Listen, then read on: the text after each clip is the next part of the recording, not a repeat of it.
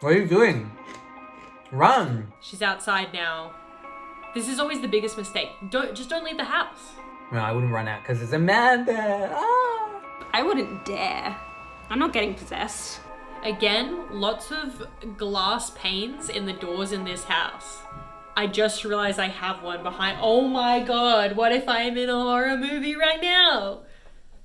That just clicked.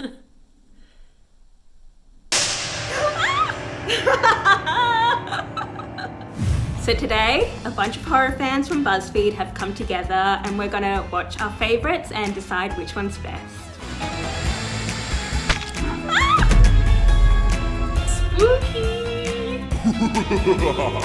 I think there's so many different ways to do a good horror movie. For me, it's got to have really great character development, because if you don't give a shit about the characters, then you don't care if they die. The best ones are the ones that give you a storyline that's just believable enough that you can leave the cinema and think that it might happen. For me, it's one that has a really good ending. I want something that's gonna stick with me so that when I'm lying in bed with my eyes shut and it's dark, you know, creepy thoughts come into my mind. That's what a good horror film can do. So my favorite horror film is Scream, directed by Wes Craven. This film is a slasher that delivers so many twists and turns, and there's a very strong plot twist to end. And that is why I think this is the best one. Oh, this sounds familiar. Oh my god, it's Scream! The intro title card is amazing. It looks like something out of Rage. Hello? Classic phone call scene. Yes? Drew Barrymore. Who is this? It's such a great start to a horror film. Like, this is what cemented it as such a cult classic. Why do you want to know my name? I want to know who Asking for her name, suspicious. Hang up the phone, Drew. Name the killer in Friday the 13th. Jason Voorhees. Jason! Bing, I'm bing, bing, sorry, bing, bing. that's the wrong answer. No, that's not the wrong answer. That's right. No, it's not. It was Jason. Afraid not. What? No way. Jason's mother, Mrs. Voorhees, was the original killer. Jason No, didn't show up until the sequel. I'd be It was so a dead wrong right now. answer. You tricked me. Ghostface. I'm only laughing because, like, you know, I'm a troubled individual. No, because I've seen it before and, like, I love this scene. Okay, so we have Neve Campbell, also iconic to the Scream franchise. We have Skeet Ulrich, who I now always associate with Riverdale. I'm sorry. Billy is just freaking gorgeous, and I'm not gonna stop saying that. I was home watching television. The Exorcist was on. Ah, another mention of another great horror movie, The Exorcist. The look in his eyes and the change in his expression as soon as he turns around is so instantaneous. Such great acting. One of the best twists in horror movie history? Question mark. Surprise, Sydney. I'm gonna give it an 8.5 just because it's way up there. But I also think that there are like more exciting versions of horror movies.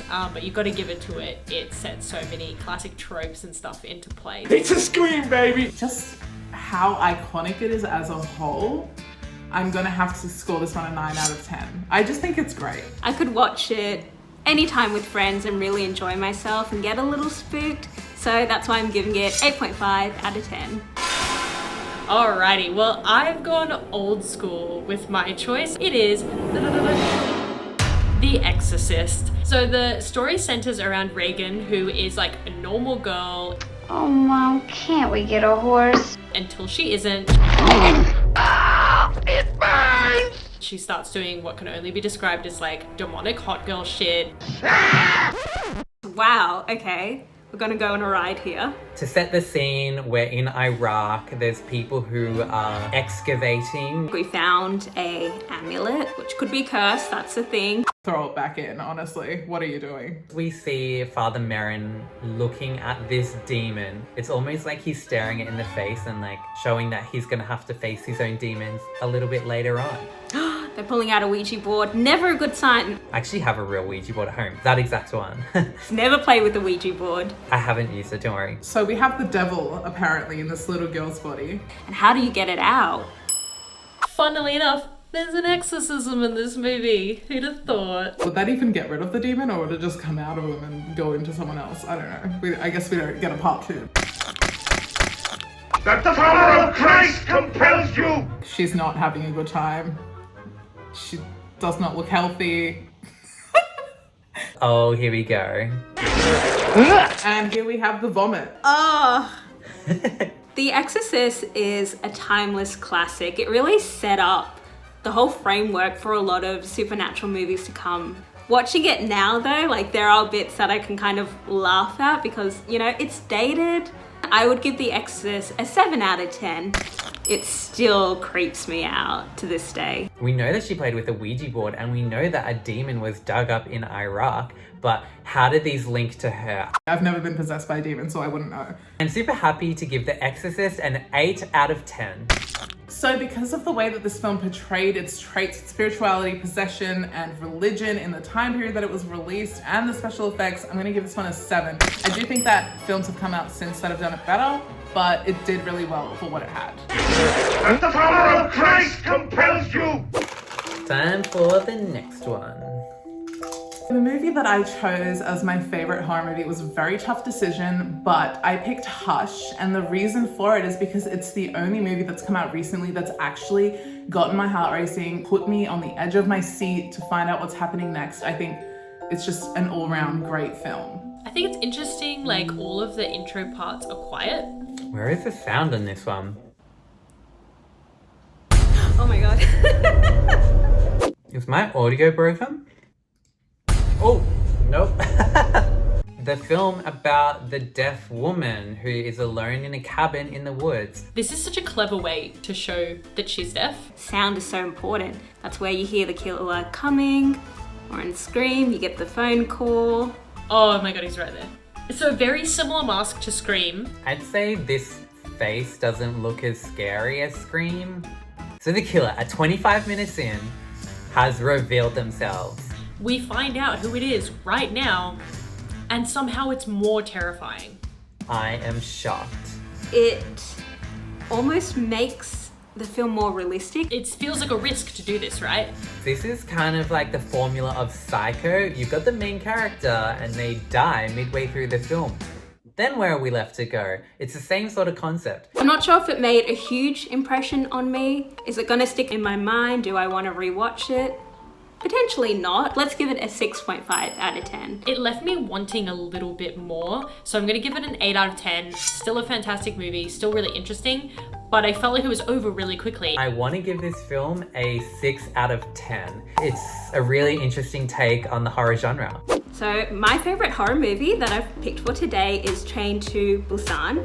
It's about a divorced dad. He takes his daughter on a train and you know, the zombie apocalypse, it starts happening. The zombies in this film have this vivaciousness about them. They're so angry and aggressive. Sometimes you get like slow moving zombies. These guys are legging it.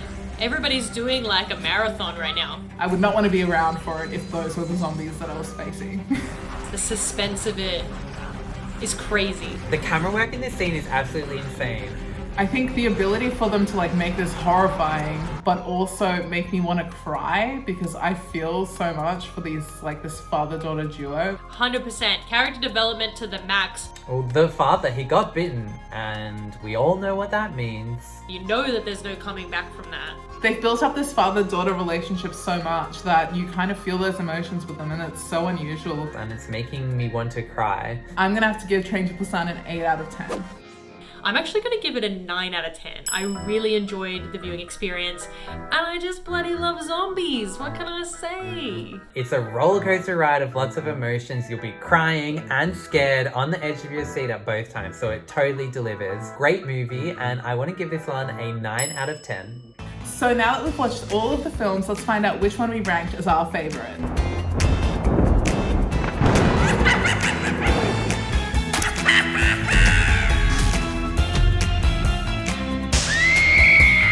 If we haven't covered your favorite horror movie, then put it in the comments below. Maybe we'll make a part 2.